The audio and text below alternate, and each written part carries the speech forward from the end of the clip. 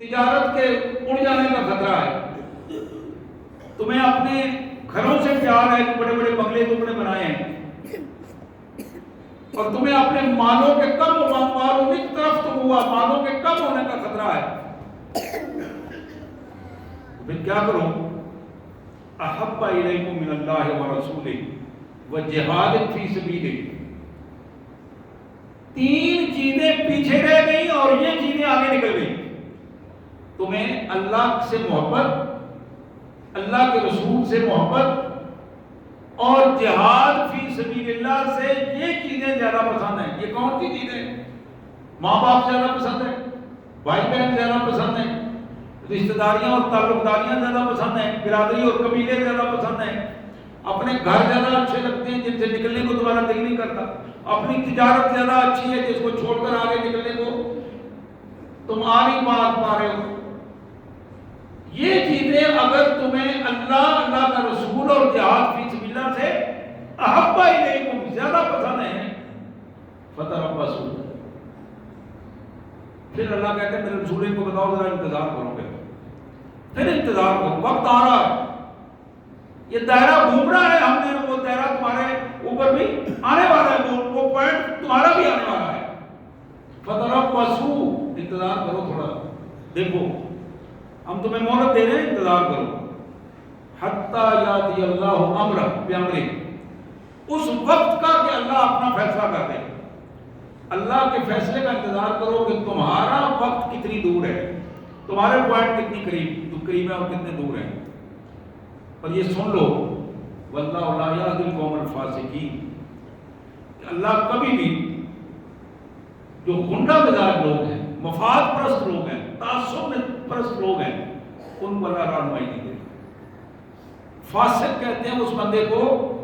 جو دین کے مقابلے میں، ایمان کے مقابلے میں ترجیح دیتا ہے کفر کو، منافقت کو، مفادات کو، تعصبات کو ترجیح دیتا ہے، وقتی فائدہ لینے کو اچھا سمجھتا ہے اور اپنی آخرت کو برباد کر دیتا ہے۔ واللہ لا یہدی القوم الفاسقین،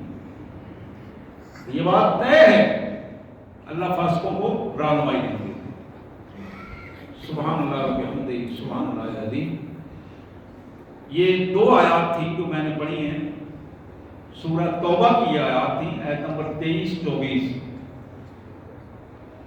تو میں اکثر یہ درخواست کرتا ہوں اپنے بھائیوں سے بھی، نوجوانوں سے بھی، بہنوں سے بھی، کہ ان آیات کا مطالعہ گھر جا کے کریں۔ یہ 10واں پارہ ہے، سورہ توبہ ہے، آیت نمبر 23-24۔ اللہ سے دعا ہے اللہ تعالیٰ ہمارا تعلق قرآن سے مضبوط بنائے، حدیث مبارک سے، سنت رسول سے تعلق مضبوط بنائے، اور ہمارے عقائد کو ان کے مطابق ڈھال دے۔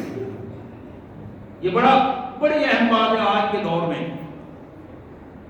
کہ ہم قرآن و سنت کا نام لے کر اپنے عقیدے کو وہاں نہیں لا رہے، وہاں اس پیک پہ نہیں پہنچا سکے،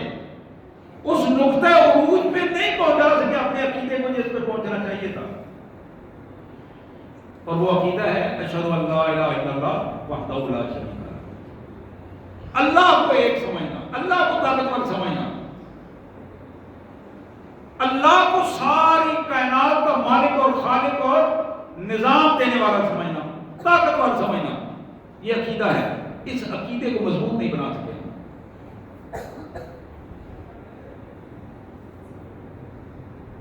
جناب خالد بن ولید رضی اللہ تعالی عنہ، غزوہ موتا ہے، غزوہ موتا، 3000 تعداد ہے مسلمانوں کی، مقابلے میں رومی اور غسانی دونوں فوجیں مل کر 3 لاکھ بنتی ہیں۔ اب ذرا غور کیجیے، ایک بندے کے مقابلے میں کتنے بندے آئے؟ 100 بندہ تقریباً آئے، ایک کے مقابلے میں تقریباً 100 بندہ آئے، 3000 مسلمان ہیں، تقریباً 2 سے 3 لاکھ کے قریب غسانی اور رومی اکٹھے ہو کے آئے ہیں غزوہ موتا میں۔ جناب خالد بن ولید فرماتے ہیں کہ یہ وہ غزوہ تھا، میرے ہاتھ سے 9 تلواریں ٹوٹی اس غزوے میں، 9 تلواریں ٹوٹی۔ تلوار کوئی ربڑ کی چیز نہیں ہے، یہ لکڑی کی چیز نہیں ہوتی، لوہے کا ایک خاص پوائنٹ ہوتا ہے جس پہ جا کے تلوار بنتی ہے، اور وہ فولاد کا سب سے ٹاپ کا کی کیفیت ہوتی ہے جو نہ ٹوٹنے والی ہوتی ہے۔ اور اس غیرت مند کمانڈر کی پوزیشن دیکھو کہ جس کے اپنے ہاتھ سے اللہ کی راہ میں شہادت کے جذبے سے سرشار ہو کر جب وہ گیا ہے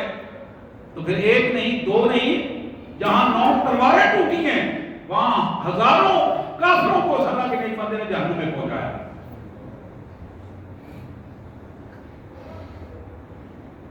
کاش کہ ہم خالد بن ولید کو آج اپنے پس منظر میں دیکھ سکتے کہ جس پس منظر میں بیٹھ کر ہم پریشانی کے ساتھ یہ سوچ رہے ہیں کہ میرا کیا بنے گا، میرے بچوں کا کیا بنے گا، میرے گھر کا کیا بنے گا، میرے کاروبار کا کیا بنے گا، میں اگر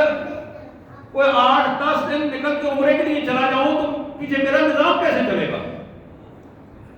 یہ تھوڑی دیر کی بات ہے، نظام کیسے چلے گا؟ اور اگر کہیں جہاد کا مسئلہ آ جائے جہاں ہفتہ 2 ہفتے 4 ہفتے، اور پھر غزہ میں جا کے دیکھیے تو وہاں تو تسلسل ہے، ایک تسلسل ہے، تو مسلسل میں ایک عمل ہے تو چل رہا ہے اور جاری و ساری ہے، شہادتیں ہو رہی ہیں، خون بہہ رہے ہیں، بچوں کی میتیں اٹھائی جا رہی ہیں اور اپنے سامنے ان کی تدفین ہو رہی ہے، پھر کیا ہے؟ اللہ اکبر، اللہ اکبر، زبانوں میں ایک ہی نعرہ ہے۔ آپ یقین کیجئے کسی ایک فلسطینی، کسی ایک مسجد اقصیٰ کی اس پاک سرزمین پر رہنے والے ایک بندے کو ہم نے روتے نہیں دیکھا اس زمانے میں کہ ہمارے ساتھ ظلم ہو رہا ہے، ہم مر گئے، ہم کیا ہو گیا۔ چھوٹے چھوٹے بچوں سے بھی جب سوال ہوتا ہے وہ بات کرتے ہیں تو ایسے بات کرتے ہیں کہ جیسے اور زیادہ جذبہ ان کا بڑھ گیا، اور زیادہ کیفیت، ایمانی کیفیت بڑھ گئی۔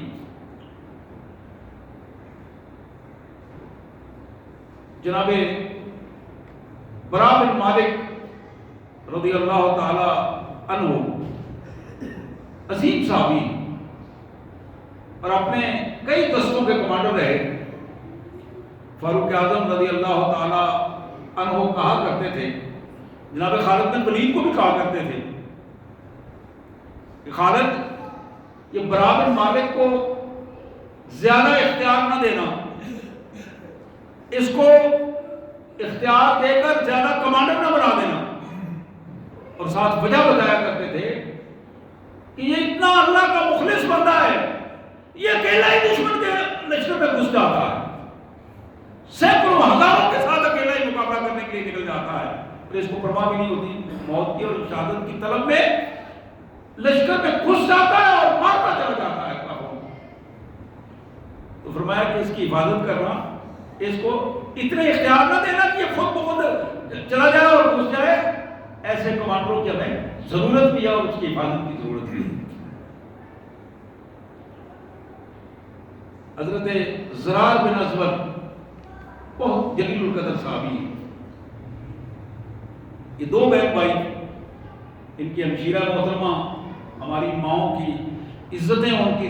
قدموں پہ قربان، بڑی معزز خاتون سیدہ خولہ، اور یہ زرار بڑی مجاہد صفت انسان، اور جناب زرار ان کی بھی پوزیشن یہ تھی کہ وہ اکیلے دشمن کے لشکر میں نکل جاتے، اور خاص کر ایک موقع پر جناب خالد کو کہتے ہیں، خالد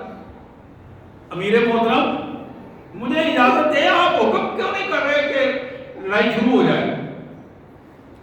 جناب خالد مسکراتے اور کہتے ہیں کہ تمہیں اجازت ہے، جاؤ، نکل جاؤ۔ اور جب دیکھا اس جملے کے ساتھ ہی اکیلا زرار اتنی تیزی سے دشمن کے لشکر میں گھسا کہ پہلی فرصت میں اس بندے نے 19 آدمیوں کو مار کر ان کو جہنم حاصل کیا، ایک اکیلے آدمی۔ اور پھر پوزیشن کیا ہوتی تھی؟ لوگ تو چھپتے پڑتے ہیں نا اپنی جانوں کو بچانے کے لیے۔ جناب زرار کی پوزیشن یہ ہوتی تھی کہ زرہ بھی نہیں پہنی ہوئی، خود بھی نہیں پہنی ہوئی، کوئی لوہے کی ٹوپی نہیں ہے، کوئی لوہے کا لباس نہیں ہے، اور جو قمیض تھی اس کو بھی اتار کر پھینک دیتے تھے۔ جنگ کے دوران قمیض کو بھی اتار کر پھینک دیتے تھے، اور رومی اکثر بکواس کیا کرتے تھے، یہ دیکھو ننگا شیطان آ گیا ہے، یہ الفاظ وہ کہا کرتے تھے، اور اس کے نام سن کر جناب زرار کا نام سن کر پیچھے بھاگنا شروع کرتے تھے کہ یہ مار دے گا، اس سے بچو، اس سے بچو، اس سے بچنے کی کوئی صورت اور نہیں ہے سوائے بھاگنے کی۔ یہ کیا چیز تھی؟ ایمان تھا، قوت تھی۔ زرار کے ہاتھ میں کوئی جدید میزائل نہیں تھا، کوئی ایٹمی قوت نہیں تھی، لیکن ایمان کا جذبہ اتنا خوبصورت جذبہ تھا، اتنا زیادہ طاقتور ایمان تھا اللہ کے خاص فضل سے کہ جناب زرار پورے لشکروں سے اکیلا فرد پہ وہ لڑ جاتا تھا۔ اور حقیقت یہ ہے، بات یہ جنگ اجنادین کی بات ہے جس میں جناب زرار نے 19 آدمیوں کو مارا، اور جناب خالد بن ولید رضی اللہ عنہ کی قیادت میں یہ سارا سلسلہ ہو رہا تھا۔ اسی طرح یعنی آج تو ہم ڈھونڈتے ہیں، بھاگتے ہیں، اس دور میں پوزیشن یہ تھی کہ چھوٹے چھوٹے بچوں سے لے کر بڑوں تک اپنے آپ کو پیش کرنے کے لیے اور اس جہاد میں نکلنے کے لیے اور اپنی جگہ بنانے کے لیے ترلے منتیں اور اس قسم کی پوزیشن ہوا کرتی تھی۔ ایک بہت بڑے دستے کے کمانڈر جناب اکرمہ بن ابی جہل رضی اللہ تعالی عنہ بڑے خوبصورت کمانڈر تھے۔ جناب اکرمہ بڑے جرأت مند خوبصورت کمانڈر۔ تو جناب خالد بن ولید نے کہا اکرمہ، یہ دوست بھی تھے، اکٹھے کھیلتے رہے، اور وہ بھی جرنیل تھے اور یہ بھی جرنیل کی پوزیشن میں تھے، تو کہا اکرمہ ذرا اپنی حفاظت کیا کرو یار، میں دیکھتا رہتا ہوں کہ تم بڑی، حالانکہ جناب خالد کی اپنی پوزیشن یہ تھی کہ جب لشکر میں نکلتے تو پہلے ادھر ادھر نہیں دیکھتے تھے، پھر وہ پشتوں میں پشتے لگا دیا کرتے تھے۔ اکرمہ کو کہہ رہے ہیں کہ اکرمہ ذرا خدا کا خوف کیا کرو، تھوڑا سا اپنی حفاظت کیا کرو، تھوڑا احتیاط کیا کرو، حکمت عملی سے جنگ میں لڑا کرو۔ جناب اکرمہ نے اس کو دیکھا خالد بن ولید کی طرف اور کہا امیر محترم، آپ مجھ سے افضل ہیں، یہ بات ٹھیک ہے، اللہ نے آپ کو پہلے توفیق دی ہے کہ آپ پہلے مسلمان ہو گئے مجھ سے، اور یہی آپ کی فضیلت ہے، آپ مجھ سے پہلے مسلمان ہو گئے، لیکن دیکھو تو صحیح، میں نے اور میرے باپ نے اللہ اور اللہ کے رسول کی مخالفت میں وقت گزارا، میں نے اور میرے باپ نے اللہ اور رسول سے دشمنی کی ہے، آج وقت مجھے ملا ہے، بڑی قسمتوں کے بعد موقع ملا ہے، خالد مجھے احتیاط نہ بتاؤ، مجھے آج اس پشیمانی کو دور کرنے دو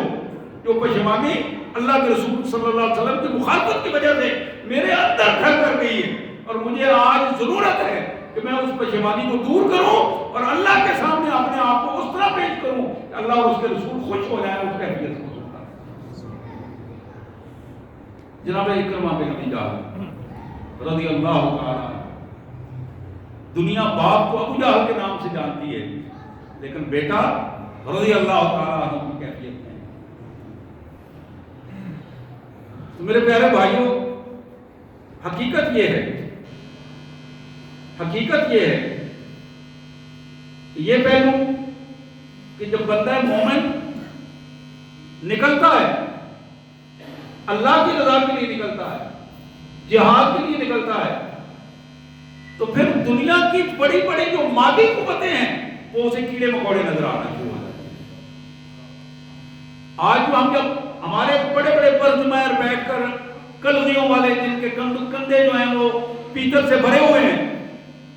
سینے پیتل سے بھرے ہوئے ہیں، وہ تبصرے کرتے ہیں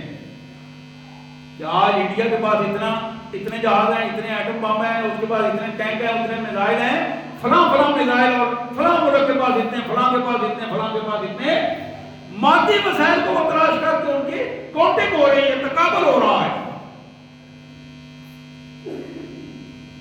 تو جناب اکرمہ نے کہا خالد میرے بھائی، میرے کمانڈر، مجھے اجازت دو اس موقع پر میں اپنا اس پشیمانی کی کیفیت کو دور کر سکوں۔ جناب خالد خاموش ہو گیا اور کہا آپ اپنا عمل کریں۔ تو اپنے زیر کمانڈ جو دستہ تھا وہاں کھڑے ہوئے اور جہاد پر تقریر کی، اور تقریر کرتے ہوئے کہا کہ تم میں سے کون سے لوگ ہیں جو میرے ہاتھ پر موت کی بیعت کرتے ہیں، شہادت کی بیعت کرتے ہیں؟ آؤ نکلو، میں سب سے پہلے اس کے لیے تیار ہوں، اور میرے ساتھ کتنے لوگ ہیں؟ 400 افراد اس کے دستے میں سے نکلے، 400 افراد آگے نکل آئے اور انہوں نے بیعت کی جناب اکرمہ کے ہاتھ پر۔ اور پھر نتیجہ یہ نکلا، ان میں جناب زرار بن ازور بھی تھے۔ جناب زرار کے علاوہ جتنے افراد تھے وہ سارے کے سارے اس جنگ میں شہید ہو گئے، اور سب کے سب نے جو موت پر، شہادت پر بیعت کی تھی، اللہ کی راہ میں اپنا سب کچھ لٹا دینے میں بیعت کی تھی، اپنی جان قربان کرنے کی بیعت کی تھی، اللہ نے اس بیعت کو قبول کر لیا۔ میرے پیارے بھائیوں، یہ بنیادی طور پر یہ وہ پہلو ہے کہ جب بندہ مومن اپنے آپ کو کھلے انداز میں اللہ اور اللہ کے رسول کے لیے لگا دیتا ہے، تو پھر اللہ تبارک و تعالیٰ ان کے استقبال کے لیے اپنے فرشتوں کو جہاں بھیجتے ہیں، وہاں دنیا میں اس نظام کو ان کے تابع کر دیتے ہیں۔ یہ ایران جو آج کی سلطنت ہے، آپ کو یاد ہے کہ اگر تاریخ پڑھیں تو اسے فارس عظیم کہا جاتا، گریٹ اسٹیٹ کہا جاتا۔ اس دور میں 1500 سال پہلے کی بات کر رہا ہوں، رسول اللہ صلی اللہ علیہ وسلم کی دور مبارک میں، اور یہ اسٹیٹ تو آپ سے پہلے کی موجود تھی، اور اس وقت کی سپر پاور یہ ایران تھا، فارس ہی تھا، اور اس کے مقابلے میں روم ہوا کرتا تھا۔ جناب عبداللہ بن زبیر آپ جانتے ہوں گے کہ جناب عبداللہ بن زبیر جس زبیر کے بیٹے ہیں، یہ زبیر حضور صلی اللہ علیہ وسلم کے پھوپھیدار بھائی تھے۔ یہ عبداللہ مدینہ طیبہ میں پیدا ہونے والا پہلا نوجوان تھا۔ جب رسول اللہ صلی اللہ علیہ وسلم ہجرت کر کے تشریف لائے تو یہ عبداللہ بن زبیر رضی اللہ تعالیٰ عنہ، یہی عبداللہ بن زبیر ہیں کہ وقت آیا کہ مسلمانوں کے پاس 20,000 افراد تھے،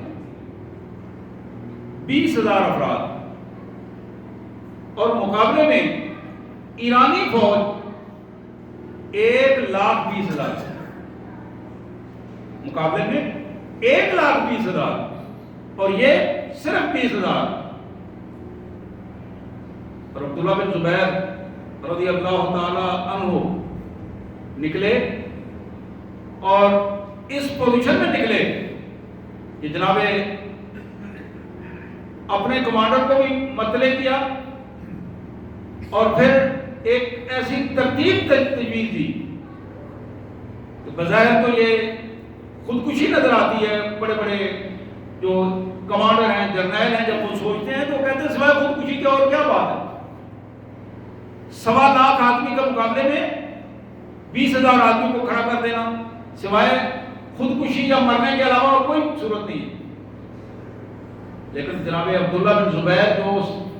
اس فوج کے کمانڈر تھے، 20,000 کے کمانڈ کر رہے تھے۔ پہلا پلان یہ کیا، جرجیس نامی جو کمانڈر ان کی فوج کا تھا، 1,20,000 فوج کے جو کمانڈ کر رہا تھا، سب سے پہلے پلان یہ بنایا کہ اس کمانڈر کا سر چاہیے مجھے۔ اب ذرا غور کیجیے اس بات میں، یہ بڑی اہم بات ہے۔ اور پھر تھوڑا ہی وقت گزرا تھا کہ جناب عبداللہ بن زبیر کے سامنے ان کا سر رہا، اس کمانڈر کا سر لے کے ایک مجاہد آیا۔ اس 1.25 لاکھ فوج، ان کے کمانڈر کا جب سر اتار دیا گیا تو پھر فوج کو بھاگنے میں کوئی دیر نہیں لگی۔ اور یہ اللہ کا خاص فضل اور ایمان کی غیرت کا وہ انداز ہے کہ جب بندہ مومن کے اندر وہ چیز پیدا ہوتی ہے تو پھر نتائج میں وہ اس کے حساب سے نکلتے ہیں، پھر نتائج اس کے حق میں نکلتے ہیں، پھر دنیا اس کے حق میں سرنڈر کرتی ہے، اور پھر یہ اپنی مرضی کے ساتھ اللہ اور اللہ کے قانون کے نفاذ کی کوشش کرتا ہے۔ تو میرے پیارے بھائیوں، یہ پہلو آج ہمارے ذہن میں رہنا چاہیے، اور اسی پہلو کو اسی سورہ مبارک میں قرآن مجید بار بار یہ کہتا ہے، وَأَعِدُّوا لَهُم مَّا اسْتَطَعْتُم مِّن قُوَّةٍ وَمِن رِّبَاطِ الْخَيْلِ تُرْهِبُونَ بِهِ عَدُوَّ اللَّهِ وَعَدُوَّكُمْ۔ ایمان والو، سب سے پہلے اپنے ایمان کو طاقتور کرو۔ اس ایمان کے ساتھ تمہاری ذمہ داری یہ بنتی ہے کہ ہر لمحے اپنے آپ کو دنیاوی اعتبار سے بھی مضبوط کرتے چلے جاؤ۔ جتنی تمہارے پاس کوششیں ہیں اپنی کوششیں کر گزرو۔ وَأَعِدُّوا لَهُم مَّا اسْتَطَعْتُم مِّن قُوَّةٍ، قوت حاصل کرو، ترتیب بناؤ، ایک ڈسپلن کے ساتھ آگے آؤ، اور وقت کی جتنی ضرورتیں ہیں بظاہر جتنا تم کر سکتے ہو اپنی ساری ضرورتوں کے مطابق اپنے آپ کو مسلح کرو۔ کیوں؟ جتنا زیادہ تم وسائل کے اعتبار سے بھی طاقتور ہوگے اتنا زیادہ تمہاری ایمانی قوت تمہیں اور زیادہ کئی گنا بڑھا دے گی۔ کام اس سے کیا لینا ہے؟ تُرْهِبُونَ بِهِ عَدُوَّ اللَّهِ وَعَدُوَّكُمْ، تمہیں اپنے دشمن اور اللہ کے دشمن، اللہ کے دین کے دشمنوں کو اپنی دھاک ان پہ بٹھانی ہے، اپنی دھاک ان پہ بٹھانی ہے، اور ان کو خاموش کرنا ہے، اور ان کو مرعوب کر دینا ہے۔ آج میں نے پچھلے جمعے میں جب بات کر رہا تھا تو میں نے آپ سے عرض کی، یہ تقریباً 200 سال گزر گئے، یہ 200 سال کی غلامی نے، جو انگریز کی غلامی نے اور مختلف غلامیوں میں جکڑے ہوئے امت مسلمہ کے ممالک اور افراد نے جس انداز میں اپنے آپ کو غلامی کو قبول کر کے اپنے آپ کو غلام بنا دیا تھا، جس کے بارے میں نے بتایا تھا کہ اقبال مرحوم نے کہا تھا، دل توڑ گئی ان کی 2 صدیوں کی غلامی، دارو کوئی ڈھونڈ ان کی شیشہ گری کا۔ اب ضرورت یہ ہے یہ شیشہ جو جرأت ایمانی کا نام ہے، یہ شیشہ جو بظاہر ہمارا دل ہے، تو بچا کے نہ رکھ اسے،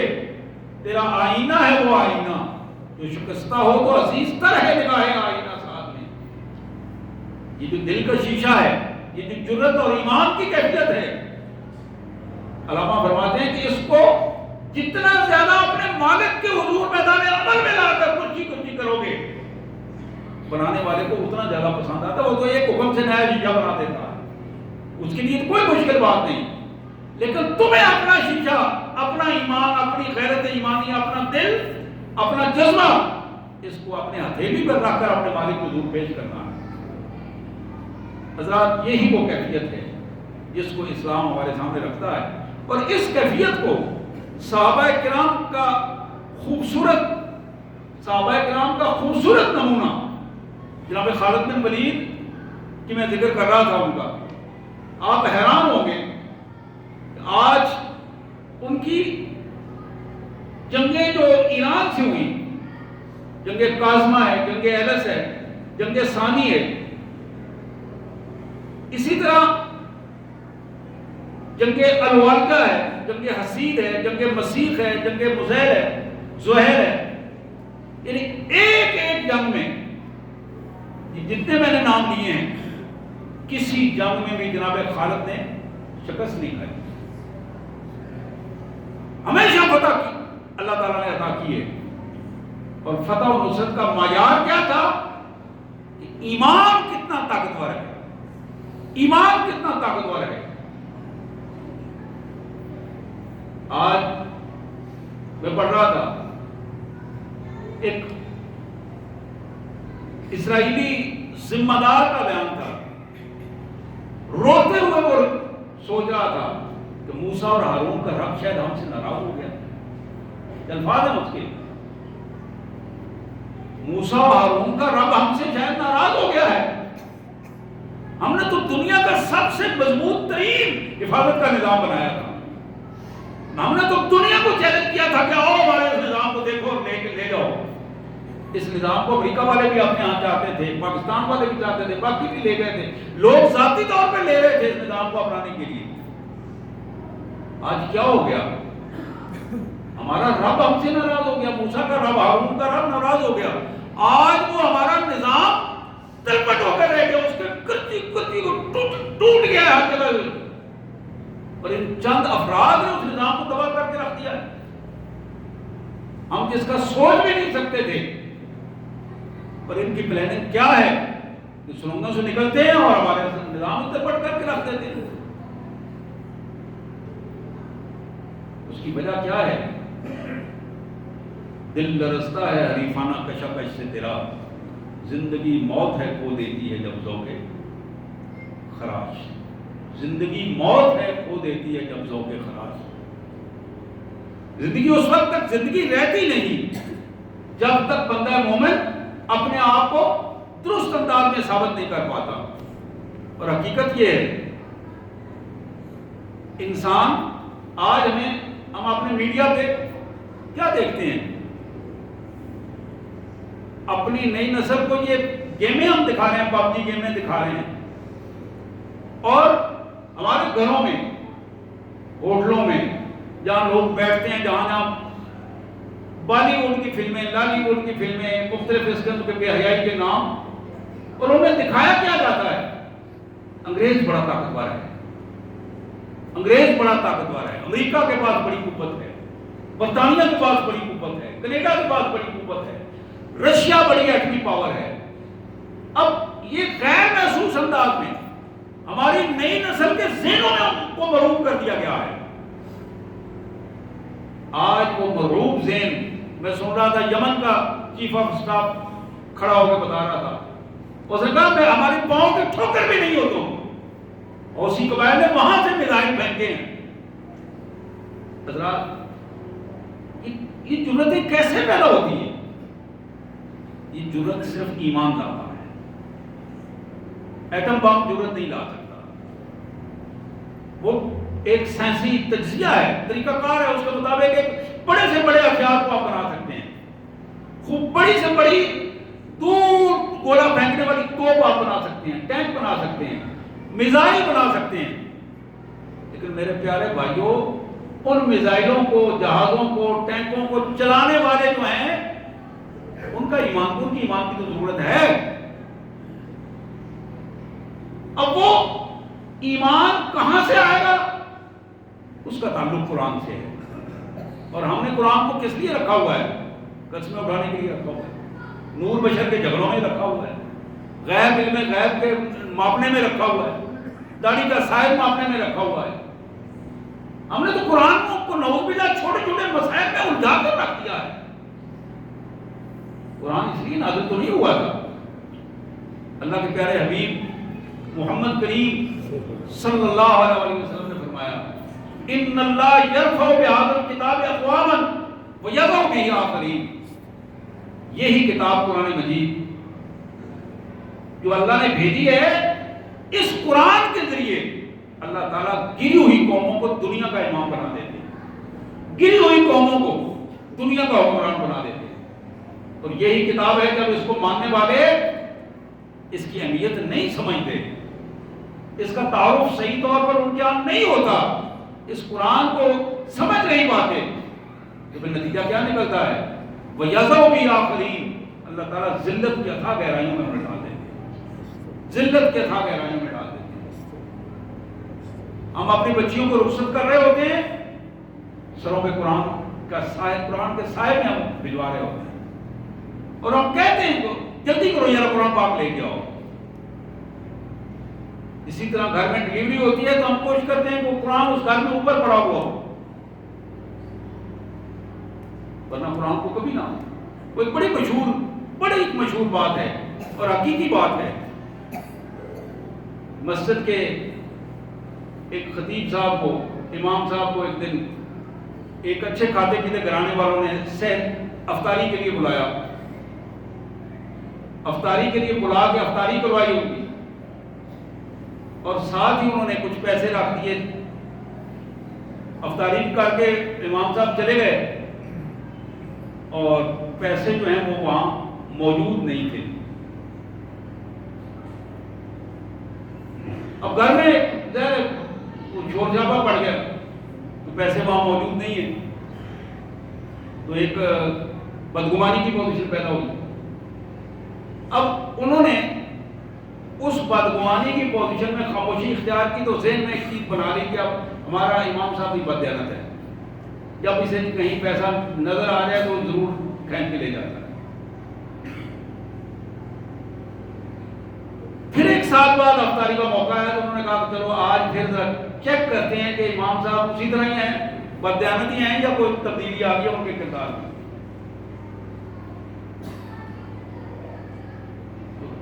آپس میں مشورہ ہوا، آدھی کی رائے تھی کہ ان کو بلا لیں، آدھی کی رائے تھی کہ نہ بلائیں، ایسے بددیانت آدمی کو کیا بلانا ہے۔ لیکن پھر فیصلہ ہوا کہ نہیں، بلاؤ اور پتہ تو کرو۔ جب امام صاحب کو بلا دیا گیا، افطاری ہوئی، افطاری کے بعد گھر کے مالک نے کہا کہ امام صاحب ہم آپ کو بلانا نہیں چاہتے تھے، اس لیے کہ آپ نے پچھلی دفعہ ہمارے ساتھ یہ کیا تھا۔ امام صاحب نے کہا اچھا، آپ کو یقین ہے کہ اسی نے کہا جی بالکل یقین، ہمارے پیسے تھے۔ اور وہ امام صاحب نے کہا وہ صاحب نے قرآن مجید پڑھا ہے، ذرا اس کو اٹھاؤ۔ قرآن مجید اوپر پڑھا تھا بیٹھک میں، قرآن مجید لایا گیا، امام صاحب نے اس کو کھولا، اس کے اندر پیسے موجود تھے۔ ایک سال بعد امام صاحب نے کہا کہ اس کا مطلب یہ ہے کہ ایک سال ہو گیا آپ نے قرآن مجید کو نہیں کھولا، ایک سال ہو گیا آپ نے قرآن کو کھولا نہیں۔ اگر قرآن کو آپ کھول کر دیکھتے تو آپ کو یہ شکوہ نہ ہوتا اور آپ پریشان نہ ہوتے۔ میں بھی یہی دیکھنا چاہتا تھا کہ میرے مسلمان بھائی کتنے دن قرآن کو کھول کر پڑھتے